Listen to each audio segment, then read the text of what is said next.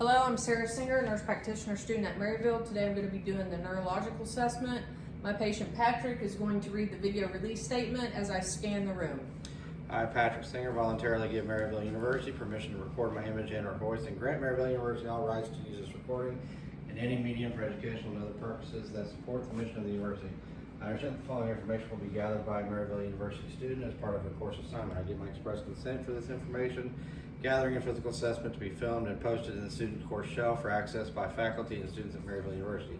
I further acknowledge that since this recording is for educational purposes only and that the information is not meant to be diagnostic, therefore Maryville University, the faculty, the staff, and students are not considered liable. The recording will be deleted by the student and any other devices as soon as it has been reviewed and graded by the instructor. Okay, I would begin the exam by introducing myself. Hello, Patrick. My name is Sarah. I'm going to be your nurse practitioner today. We're going to do a neurological exam. I would also wash my hands and provide a private area for the exam. The first thing that we're going to do today, Patrick, is we're going to test your cranial nerves. The first one is smell. So I'm going to have you smell the scent. Please tell me what it is. Vanilla. Okay, cranial nerve.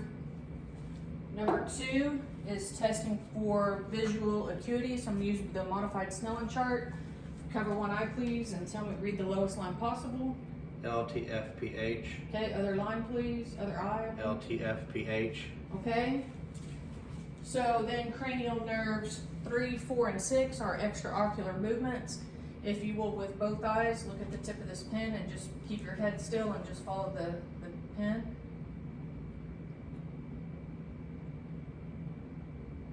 Okay, I'm looking for nystagmus, any extra eye movements, and there are none. Okay, so that was 3, 4, and 6. So cranial nerve number 5 is facial sensation and jaw movement. So I'm going to have you clench your jaw, then also close your eyes, and tell me when you feel something. Yep. Okay, good job. Cranial nerve number 7 is facial movements. So I'm going to have him puff out your cheeks, and then smile, and then frown, and then raise your eyebrows. Okay, and then cranial nerve number 8 is hearing, but I can tell that his hearing is okay because he is responding to my verbal commands. The next one is 9 and 10. This is a glossopharyngeal and vagus nerve. If you'll open up and say ah. Ah. Okay, thank you. And then also swallow. Okay, cranial nerve number 11 is neck and shoulder movements. Shrug your shoulders and then move your neck from one side to the other side, then up and then down. And then cranial nerve number 12 is tongue movements. If you'll stick your tongue out and move it side to side and up and down. Okay, good. The next thing that we're going to be doing is some tests for coordination. Now, if you will close your eyes and stick your arms out to your sides and then touch, with your eyes closed, touch the tip of your nose. Okay, good job. Now for coordination of your lower extremities, if you will touch your heel to your shins. Okay, the next thing that we're going to assess is his gait. So if you'll just take a few steps down there, heel to toe, and then come back this way and walk on your toes. Okay, then just hop up and down a couple times. Okay, I'm noticing that he is well balanced. For the next test, it's a balance test. This is the Romberg test. So for about 30 seconds, you would have the person close their eyes. You're looking for any movements or imbalance. Okay, you can open your eyes. The next thing, we're going to do a pronator test. If you'll hold your arms out with your palms up and also close your eyes. You would watch the person for about 30 seconds. Okay, you can open your eyes and make sure that you're not seeing any imbalance. Okay, you may have a seat again. The next thing that we're going to do is test for muscle strength. So through the muscle test, I'm inspecting his front and back. I'm looking for tics and tremors, fasciculations. I'm looking that all of his muscles are symmetrical. So we're going to start with your upper extremities. You'll put your arms out, try, okay, now go up, okay, now your wrist, hold your wrist out, go up, okay, down, okay, good. Now I'm gonna have you grip my fingers. We're seeing that.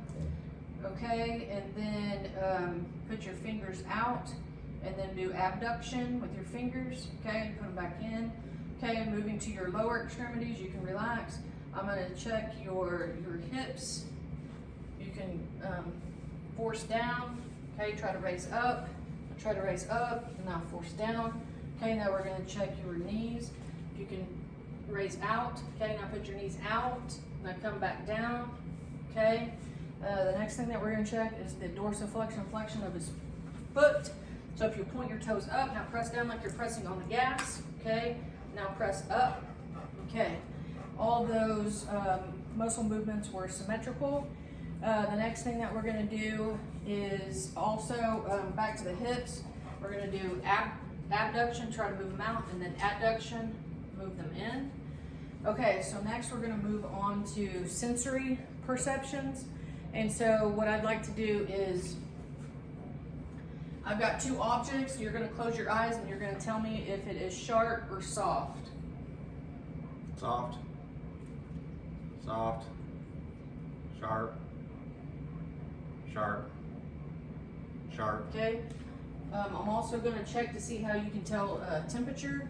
Does this object feel cold or hot? Yes, cold. Cold, okay. Then also to see if you feel a vibration. You feel vibration? Yes. Okay. The next thing I'm going to check is stereogenesis. Please close your eyes. I'm going to place an object in your hand and you tell me what it is. Remote.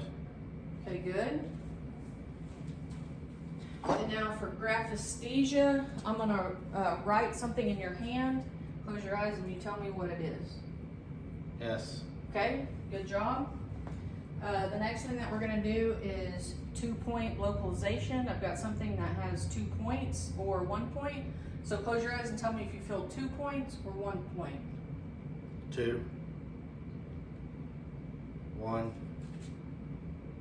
2. 1. Okay. And then also just a object localization with your eyes closed. Just let me know when you feel me touching you. Yep. Yep. Okay. The next thing that we're going to assess is reflexes. I'm going to use my reflex hammer. The first reflex we're going to check is his bicep. I'm going to put my thumb over his bicep tendon, and then with my reflex hammer, okay, response there, his tricep. Back here I'm putting my thumb, it's hard to see, I know, my thumb on the tendon. Okay, got a motion there. The next thing I'm going to use this arm, the dorsalis.